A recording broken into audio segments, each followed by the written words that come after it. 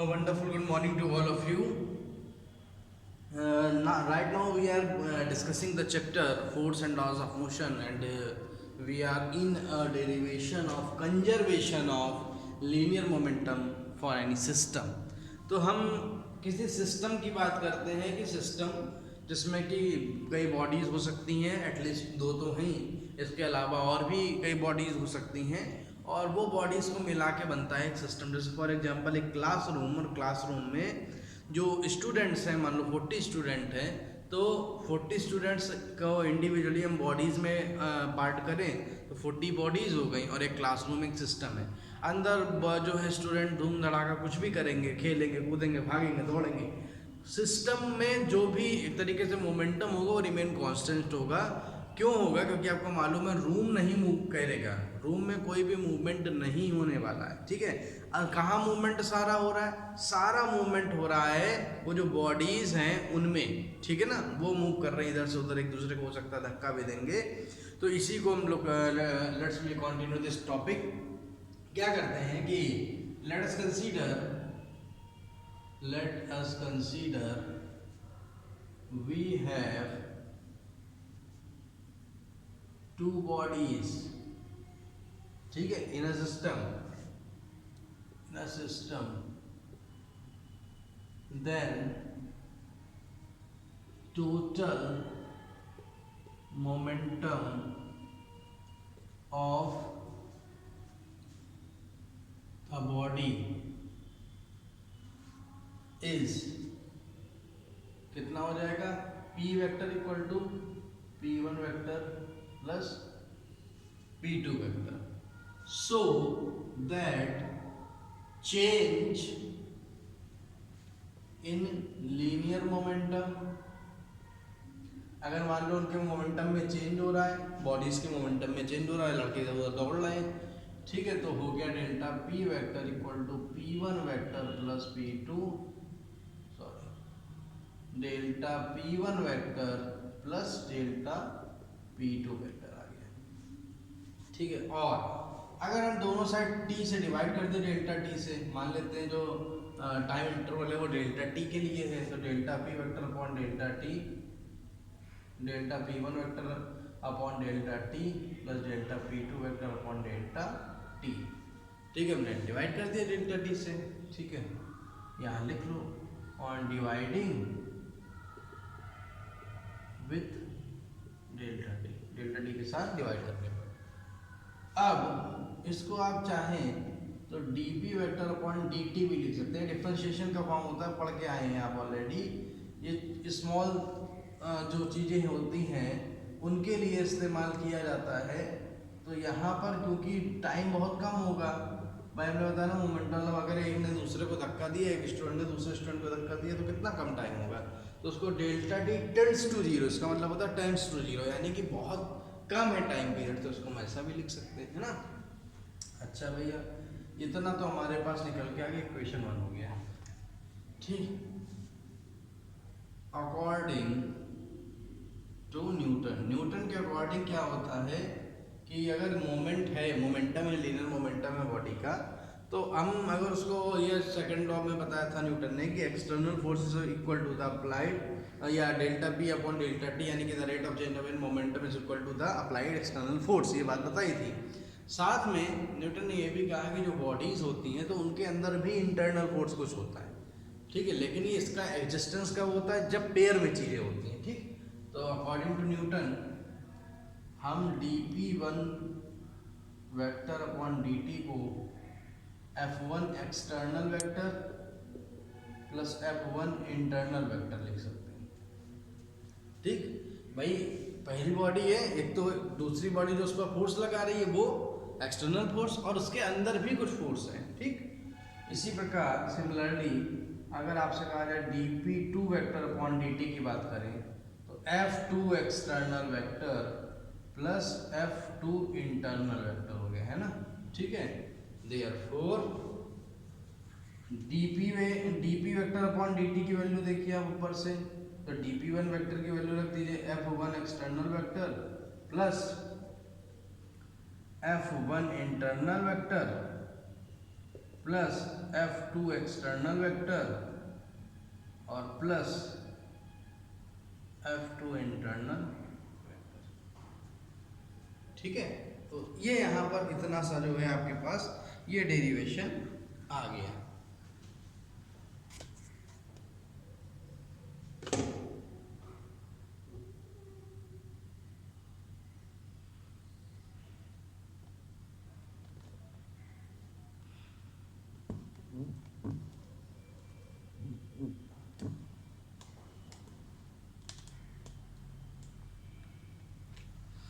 तो ये आपके पास देखिए निकल के आ गया कंजर्वेशन ऑफ लीनियर मोमेंटम में। तो dp vector upon dt equal to F1 external vector plus F1 internal vector plus F2 external vector plus F2 internal vector. ठीक, इतनी बात तो आपकी निकल के आ गई, इसको नोट कर लीजिए।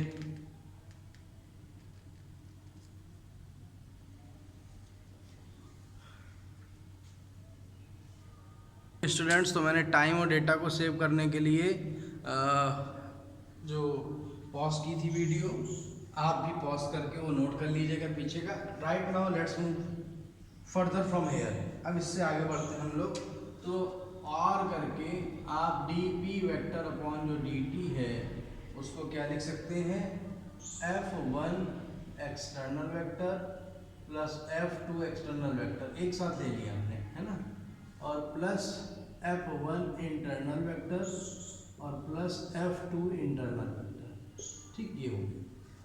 तो और dp vector upon dt F1 external vector plus F2 external vector, और ये हो गया जीरो। पूछेंगे क्यों? क्योंकि जो इंटरनल फोर्सेस होता है उसका जो सम होता है वो जीरो होता है। ठीक है, किसी भी चीज़ के इंटरनल फोर्सेस का जो सम होगा वो जीरो होगा, क्योंकि हमारी बॉडी में अगर हम यहाँ पर खड़े हैं तो हमारे अंदर जितने भी इंटरनल फोर्सेस हैं उन सब का सम मिला के जीरो हो रहा है। ठीक है, तो यहाँ पर आ गया सिंस F1 इंटरनल वेक्टर, क्योंकि जो इंटरनल फोर्सेस होते हैं सभी बॉडीज में वो एक जैसे होते हैं, बराबर होते हैं। ठीक है, तो एक दूसरे के इक्वल एंड अपोजिट करके खत्म कर देंगे। और dp vector upon dt equal to कितना आ गया, F एक्सटर्नल वेक्टर आ गया। आपने यहाँ पर लिख दिया कि जो टोटल एक्सटर्नल फोर्स है वो F1 external vector plus F2 external vector आ गया। ठीक है ना, तो इतना मेरे ख्याल से आप सभी लोगों को जो है क्लियर हो गया होगा। ठीक, अब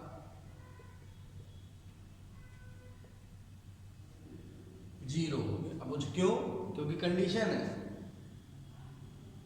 if no external force applied on system. जब सिस्टम पर कोई भी एक्सटर्नल फोर्स अप्लाइड हो ही नहीं रहा था, तो लीनियर मोमेंटम के कंजर्वेशन ऑफ लीनियर मोमेंटम होता है ना, तो dp vector upon dt equal to zero नहीं आ गया, और dp वेक्टर इक्वल टू हो गया जीरो।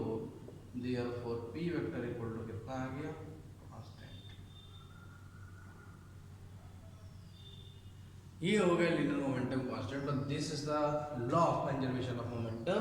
अगर आप इन दोनों चीजों को इंटर रिलेट कर लेंगे, if no external force applied on system then p vector equal to constant, any total linear momentum is equal to constant, and this is known as the law of conservation of linear momentum. You can pause the video and note it down. Okay, so students, your next topic is derivation of Newton's third law by law of conservation of linear momentum. हमको law of conservation of linear momentum से Newton का third law prove करना है। तो सबसे पहले इसके लिए हमने क्या करा, let us consider we have two bodies which one have mass 1 and two has mass 2। ठीक, तो इसको मान लेते हैं ए, और दूसरी बॉडी आपकी कितनी हो गई, बी हो गई। ठीक, तो चलिए, तो पहला एक जो फोर्स है ए पर जो फोर्स लग रहा है सपोज वो हो गया एफ ए बी वेक्टर, और जो बी पर फोर्स लग रहा है वो कितना हो गया, एफ बी ए वेक्टर हो गया। तो दोनों फोर्सेस यहाँ पर आपको लगते हुए दिखाई पड़ रहे हैं। तो एफ ए बी वैक्टर हो गया और दूसरा कितना हो गया, एफ बी ए वैक्टर हो गया।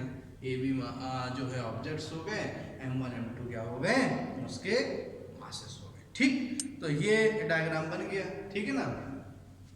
Okay, so now let's move on the topic. We know that जो इम्पल्स है वो होता है चेंज इन मोमेंटम के बराबर, चेंज इन मोमेंटम के बराबर। ये आपको बात मालूम है ऑलरेडी कि जो इम्पल्स है वो चेंज इन मोमेंटम के बराबर होता है। ठीक, इट मीन्स अगर F A B vector into delta t की बात करें, है ना, पहले वाली बॉडी की बात कर रहे हैं, इसको हमने इस तरीके से कर लिया। ठीक, तो F A B vector into delta T equal to हो गया P1, तो change in momentum in first body. ठीक, इसी प्रकार एफ बी ए वेक्टर निकाल लें तो F B A vector into delta T equal to कितना आ गया, delta T delta P2 vector हो गया। ओके, अच्छा, अब by conservation of linear momentum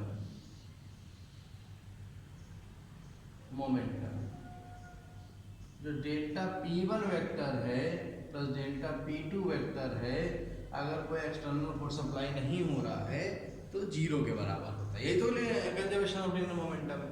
तो डेल्टा P1 वेक्टर की जगह रख सकते हैं F A B vector into delta T plus F B A vector into delta T equal to कितना आ गया, जीरो आ गया। और F A B vector plus F B A vector delta T common लेंगे तो उधर जीरो हो जाएगा। Therefore F A B vector equal to minus का F B A vector.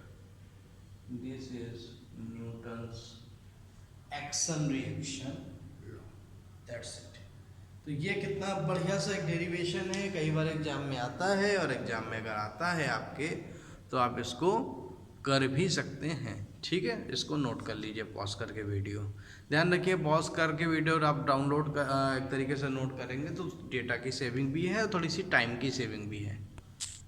So dear all student, your next topic is concurrent forces.